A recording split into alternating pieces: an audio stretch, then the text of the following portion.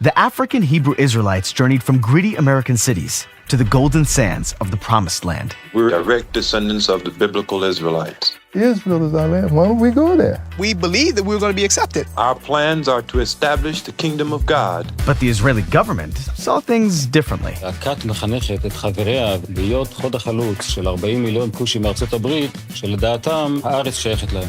בהתחלה שעלינו לארץ, הדלתות לא פתוחות עבורנו. Everybody looking at us like we come off the moon. They started deporting people. We weren't able to get health insurance. We weren't able to get jobs. Why would you bring your children over here to know that we would live a level under? But they've held on through sheer grit, determination, and faith. הכל החליט להשתנות בשבילנו, כי אנחנו שמרנו בהתמדה עם העמים שלנו. We knew that this was our calling, this was our land, and we had to fight to stay here. And so we just trust in the God of truth. That's why I love this country. And I know some people are like, what? You love this country? But I really do. I really do. Today, they're still fighting, not just for their rights, but to preserve their unique culture. As all the youngsters, you want to explore. I have a complicated relationship with my community. If y'all don't stick with this culture will be extinct. So who are the African Hebrew Israelites? And why has their place in Israel remained so controversial?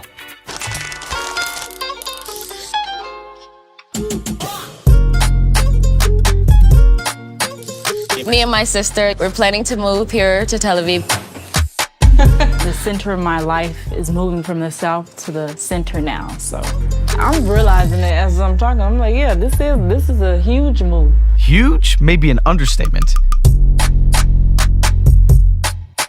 Because Chavivia and Yalital grew up in one of Israel's most controversial micro-communities, Keilat Ha'ivrim, the Hebrew Israelites.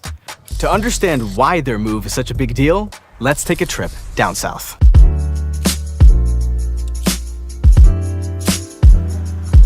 Okay, welcome to my home.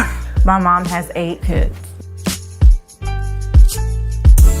So my parents came here in the 90s. So I was born and raised in Israel. I grew up in the Village of Peace. I was homeschooled from the first grade up until I was about 13. And one of the reasons was because I did not have any citizenship here. So we were kind of illegal immigrants here. So we kind of were in limbo. Did you ever think like, why is this happening? Why do I not have status while other people? I for sure got angry. When I was like a teenager, I started to feel it because it's a big thing having status. It leaks into all different areas of your life. You see yourself as an Israeli, but then you're not recognized as one fully.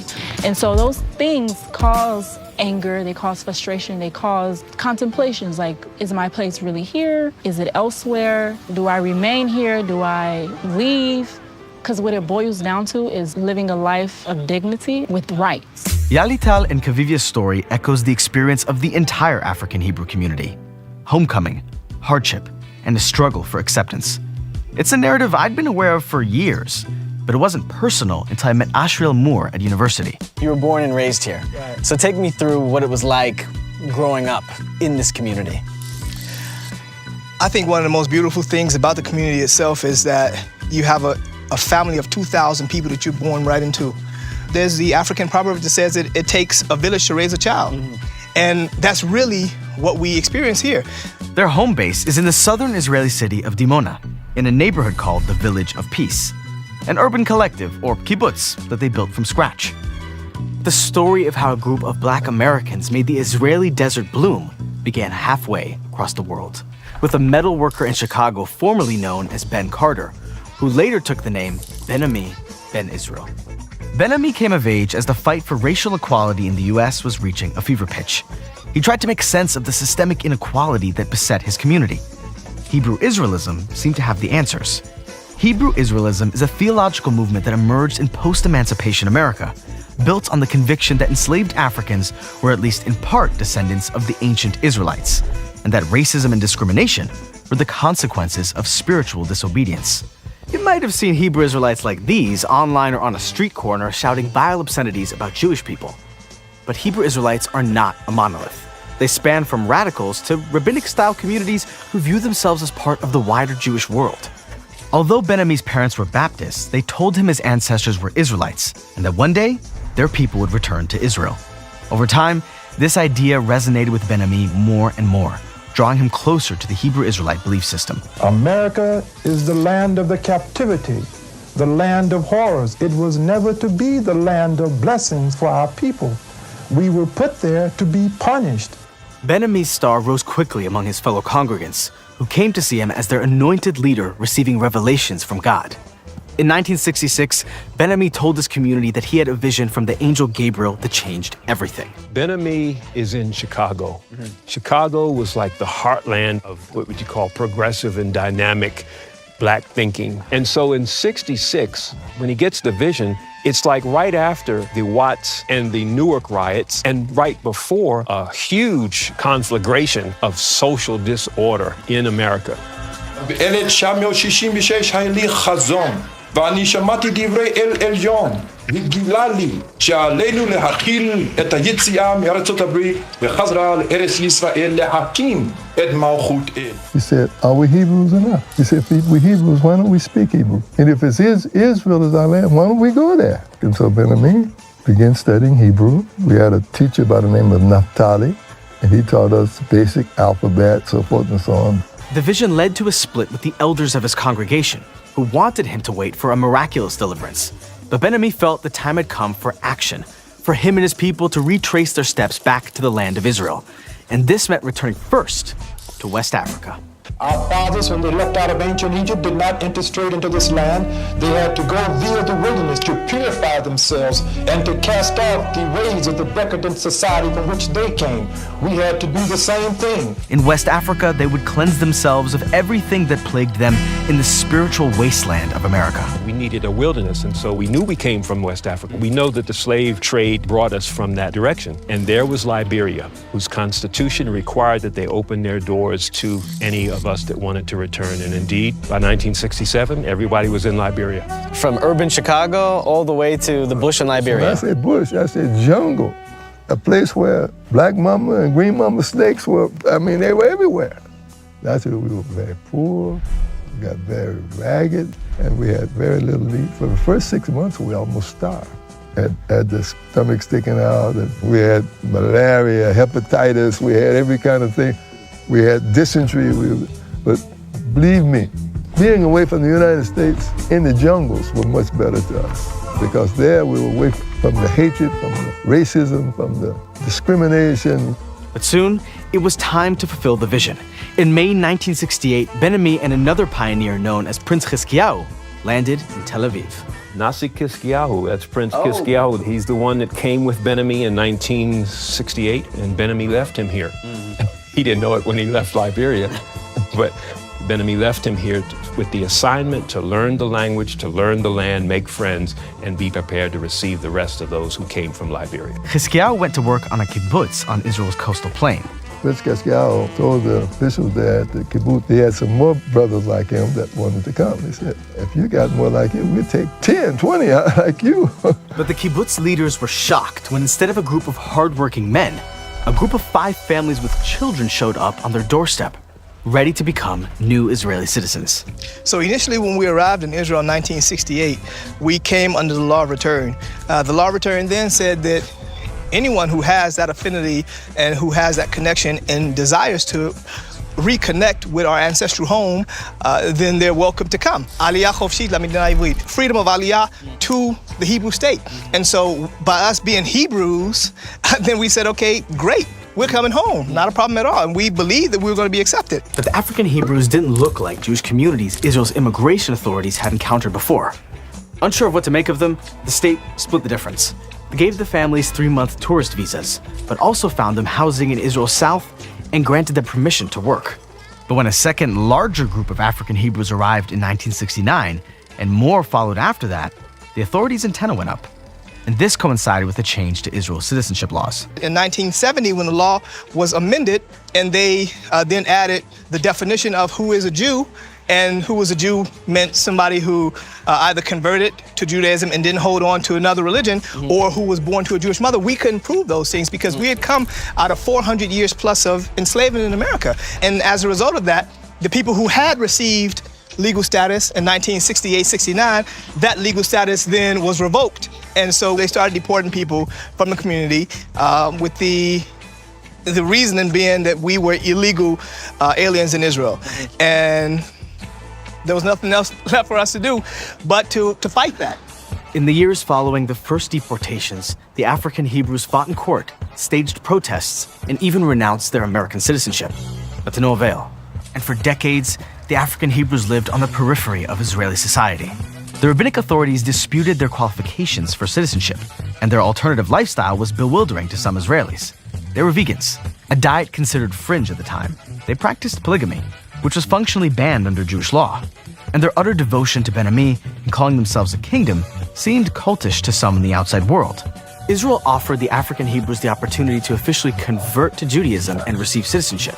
All of our life, people have been telling black people in America who they are. And we told them we were already Israelites. We had no need to convert. Ben Ammi didn't want his Hebrew Israelite identity changed or subsumed into something else. But without citizenship, there was no path for them to stay in Israel legally. And without legal status, Israel's state systems were off limits. Their children couldn't attend public schools. The community couldn't access the national health system. The difficult conditions overwhelmed some of Ben Ammi's followers, who returned to the United States.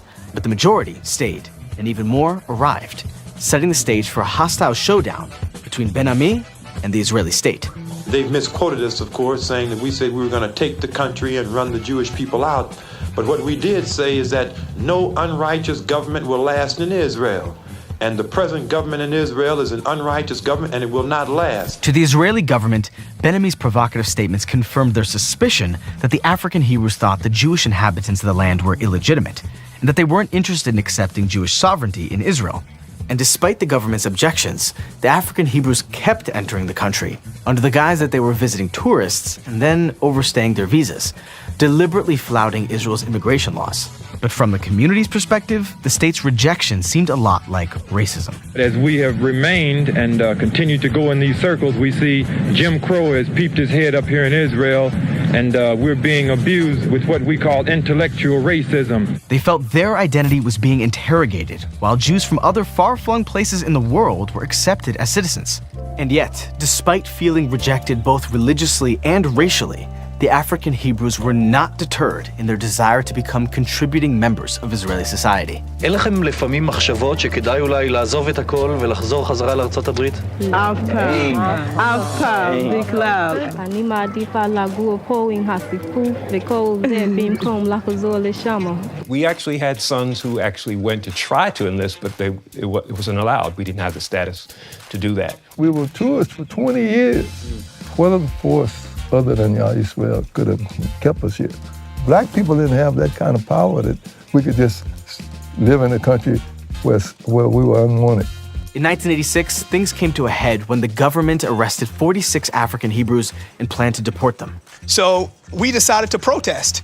And we decided in this protest we were going to walk to Jerusalem. But early in the morning, the Israeli police surrounded this community. We've lived in this land in peace. We have lifted not one finger against any inhabitant of this land. Neither have we conspired against this state. We returned to this land simply to worship the God of Israel. We went in peace and they made war.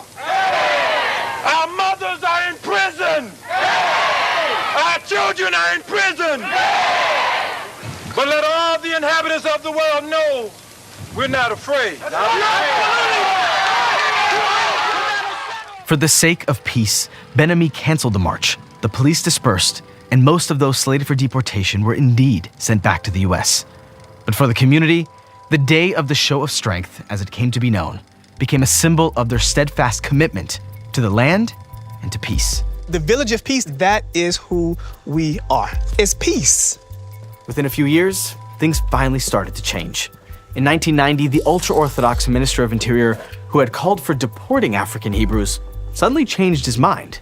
It was Aryeh Deri who said, hey, I've grown up literally with you in this land, and we want to recognize, we want to make this right. Wow. So coming from the ultra-Orthodox, you would think that that wouldn't be something they'd do. Yeah. But it was Aryeh Deri who started that process. But getting status wasn't like flipping a switch.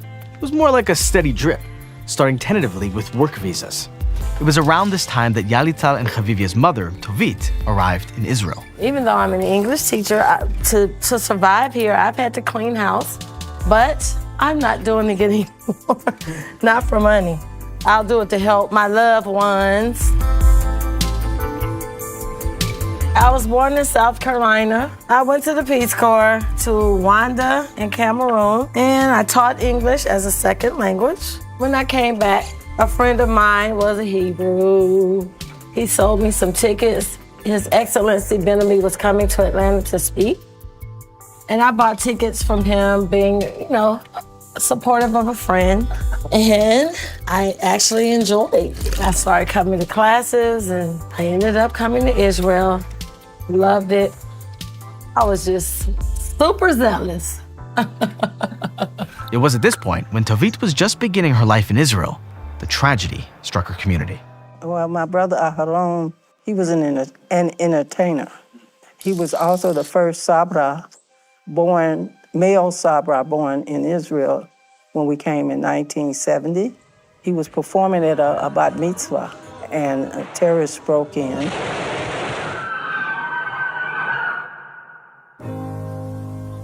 He jumped in front of the girl to save the girl, and he took the bullet and it killed him. The government took a different perspective of us when that happened. The community's grief connected them to every family in Israel that knew the heartbreak of terror. And Aharon's murder changed the way Israel's establishment perceived the African Hebrews as well. A year later, the government granted some community members permanent residency. This new status enabled the African Hebrews to make a major leap in their quest for integration. They readily agreed to have their young men and women enlist in the army. We're not neutral when it comes to the state of Israel. We would do whatever is necessary to defend Israel. Yaniv Ben Israel was one of the community's first members to compete and qualify for an elite special forces unit. ברמה של האידיאולוגיה, איך זה הסתדר לך? את הצורך להגן על המולדת, וביחד עם זאת אתה חלק מקהילה ששואפת לשלום. כל הבסיס שלנו זה שלום. ופתאום שמים לך נשק ביד, ופתאום אתה צריך להתנהג אחרת, לעשות דברים אחרת. מאוד מאתגר מנטלית. גם לעבור את הדברים, גם להתגבר עליהם, וגם לחזור לחיים של הכפר.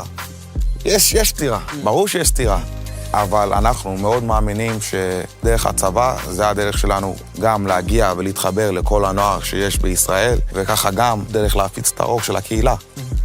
יש לנו זכות גם להגן על המדינה שלנו, בסופו של דבר. The community celebrated in 2010 when a handful of their members achieved long-awaited full citizenship. And 3 years later came a groundbreaking announcement that completing 18 months of military service would make younger community members and their immediate family eligible for citizenship. For a while, it seemed like the African Hebrews had figured out their place in Israel. But then, in 2021, the pendulum swung again, and the government announced a new wave of deportations. Yalital and Chavivia's family was on the list. I received a letter of deportation with my name on it, as well as all of my children's names. We were given 60 days. You know, I had children here. I went through my 30s here, went through my 40s here, and then all of a sudden, I'm 51, and somebody's telling me I'm about to be deported. You know, a part of me really just did not accept that. For 4 years, the family shuttled from court to court in a battle for status. Finally, in 2025, they were granted temporary residency. After 4 years, we'll be getting permanent residency. And I feel the change since I've gotten it. Of course, I've always felt like this is home, this is Israel, and also this country is so accepting, so I always felt a part. But now that I have it, I feel there's a base under me, I belong here. The apartment is still not together, so my sister was like, are they gonna film already? And I was like, I know.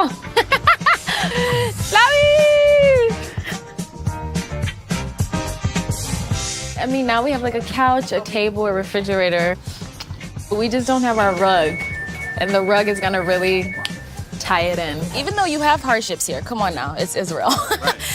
We have difficulties here, we have this conflict going on, you can feel it. But I feel that the people are unified, even with their different backgrounds. There is a sense of we are together, humans together, working together, living together. So that's why I love this country. And I know some people are like, what? You love this country? But I really do, I really do. Yaita, so do we want something like this? Oh, זה יפה. לא, אל תגיד לי. Mommy, come for a second. רגע, אנחנו חוזרים. What, you found another rug store? He gonna hit us. Which is over here? אין כמו זה בעולם. לא באמת יותר טוב מזה אין. יש לי גם אצלי.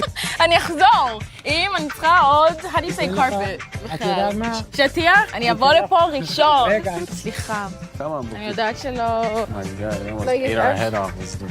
He about to fight us. He said, y'all gonna buy this carpet. I'm happy that I was raised here and nowhere else. Like, I understand why my parents wanted to leave America. America is not the home of black people. This is what I believe. My beliefs only. I feel you go there and it's like you always looking over your shoulder for this and that and what's gonna happen and how to live a healthy life. America wasn't sustainable. It's been a wild ride. I feel like I can actually set some roots. So now I can say that I'm okay being in Israel. Like, you know, I always loved Israel, but like now I can really see myself being here. Even though Israel wasn't always sure about them, the African Hebrews were sure about Israel. And leaving America behind, they were coming home.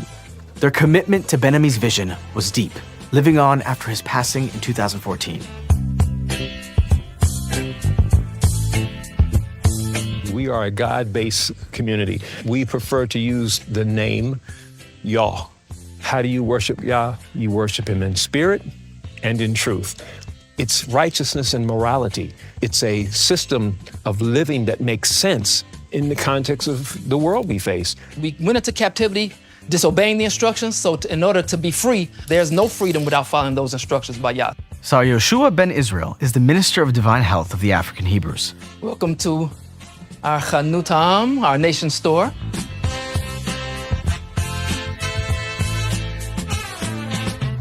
In America, the United States, our people particularly were plagued with many diseases, heart disease, kidney disease, liver failure, all because of the Western-based lifestyle that we were in. Not just the diet, but just the whole lifestyle of racism, stress, trying to make it in the society, et cetera, et cetera. So the eating of the meat and all of these things, the processed food is what was killing us. Then maybe if we changed our diet, then maybe these things will be reversed. The African Hebrews highlight a verse in Genesis as a divine instruction to cut out all animal products and adopt a strictly organic vegan diet. And this new food regimen was just one part of their holistic approach to health. Several times a year, the African Hebrews cut out sugar altogether or eat only foods that are prepared raw. They're expected to exercise 3 times a week. They also interpreted resting on the Sabbath to include fasting every Saturday to purge their bodies of toxins. We are pursuing an idea where you can be in a state of existence where you're free from disease, free from pain, free from sickness, etc. Okay? Now this is a process. It doesn't happen overnight, but this is our objective, perfect health. When they first arrived in Israel, veganism was completely countercultural. So the African Hebrews got creative. They grew their own crops and reworked their recipes around Middle Eastern produce, and even created a line of vegan foods now sold in Israeli supermarkets. Today, Israel is a vegan mecca, and the African Hebrews definitely get some of the credit. They've carried their plant-based message beyond the Village of Peace through products and restaurants like Genesis Vegan Delights. The core ingredients here are the tofu, the noodles, the green beans, the vegetables, and seasonings. Seasonings are very important. And the seasoning is plants. Plant-based, exactly. The restaurant is the brainchild of Yehonadav and Amitza, who left southern Israel for the middle of the country. They serve vegan soul food and curries with a dash of Israeli flavor. Mac and cheese, lasagna, quiche, curry tofu, shawarma tofu, dal, quinoa, tofu, rice, brown rice, curry rice, mixed baked vegetables, beef patties. We have people like, can you put me a dash of hummus on the side? I just want to have it. It don't go with the meal, but okay, I'll do it for you. So tell me about the role that ice cream, vegan ice cream, has played in the history of the community. I understand that goes back to Liberia, essentially. Wow, yeah. I remember as a little girl standing in line just waiting to get this little bit of ice cream. We were so excited. We had one machine for the whole community, and we have developed ice cream to a level of eliteness. This ice cream is so good. This is the cheesecake. This is cashew. The commitment to an organic, plant-based lifestyle goes beyond food.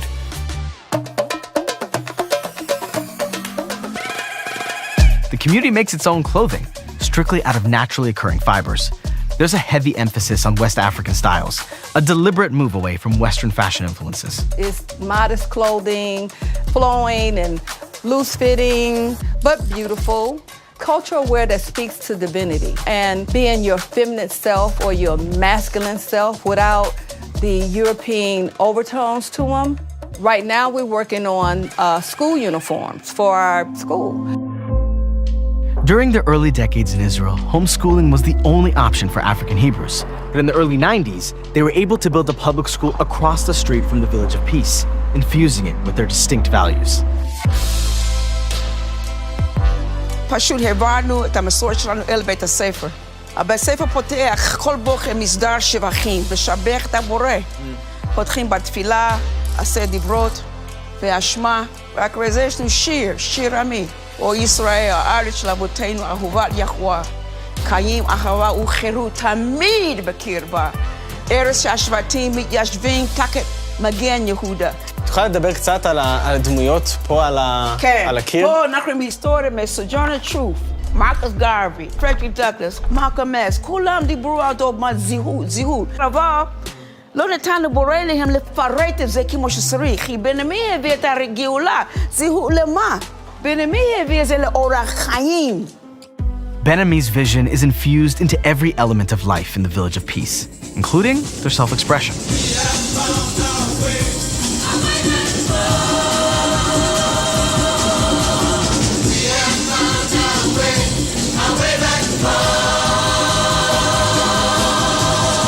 Their slice of Dimona is like a living art gallery, with dance and music woven into the African Hebrews' worship and celebration.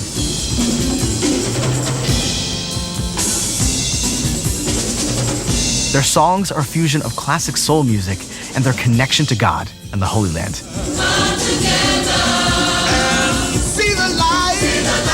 Art was also a bridge to the rest of Israeli society. For many years, much of Israel's economy was closed to the community, but performing for the public was something they could do even while they struggled to gain legal status. Our bands were very, very instrumental in bringing soul music to Israel.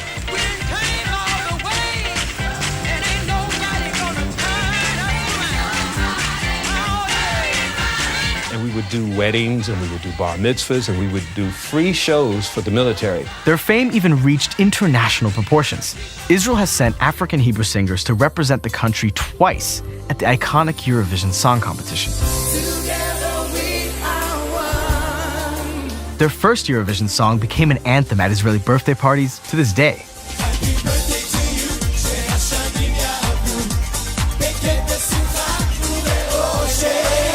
But the road to full acceptance was and can still be bumpy, especially when racism rears its ugly head. So the lack of neighborly love, what do you attribute that to?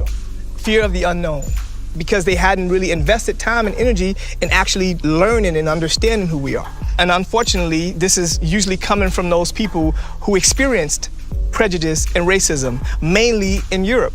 I will say, like, I have experienced, like, racism or even microaggressions. Like, you know, one time we were walking in Tel Aviv and somebody rolled past us and blurted out the N-word. And I would say it comes from a space of, like, ignorance or just people not being informed. I think maybe it does have a different vibe because of the historical context for America.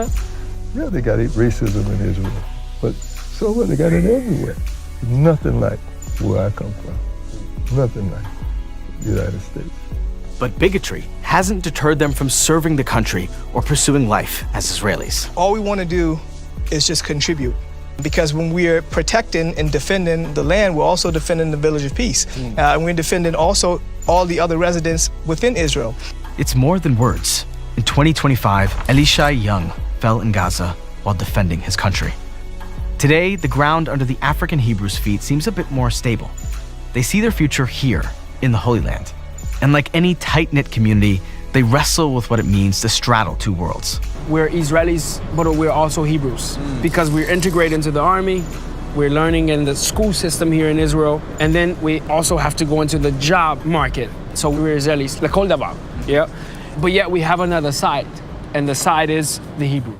I have a complicated relationship with my community. You know, I've come back and left and been on the outskirts, and I'm not sure if I want to be there. So I feel that my own values are a bit different than what I learned in my community. And I know they aren't so accepted. I feel like they wanted me to cut off parts of myself to, you know, belong. And I was just like, people are younger, so they have different mindset, different generation. Going out into the world, you get exposed to different things. So you have to make a decision for yourself, whether you want to continue in the traditional way or if you want to be more secular. That's one of the concerns, is maintaining our cultural identity. If y'all don't stick with this culture will be extinct. People look for the Hebrews in Dimona, and there will not be an address for it. Lately, last 2 years, I'm coming back around. I'm like, I have all of these traditions that we bring. I pray over my food. I'm very spiritual. So there's this delicate balance I'm always trying to, you know, I'm moving between. This push and pull between identities, immigrants to Israel have felt it for generations. Whether their recent ancestors lived in Europe, Iraq, Yemen, or the south side of Chicago. And maybe that's why so many Jewish Israelis of all backgrounds have stood with the African Hebrews in their fight to stay. Because we see something of ourselves in them. A people burning with passion, tied to this land with every fiber of their soul, willing to endure, to struggle, to fight, just to be here on this holy soil, and always searching for that balance between where you come from and where you're going. Thank you, Mother Earth, for bringing this food to my table. Thank you, Yahweh, for bringing this food to my table. I ask you to imbue this food with peace, love, ease, understanding, and gentleness. I thank you to everybody who had a hand in bringing this food to my table. Thank you. Ta-da! Y'all love doing these long prayers. That's long? Thank you. Let's eat. How that long? That was short.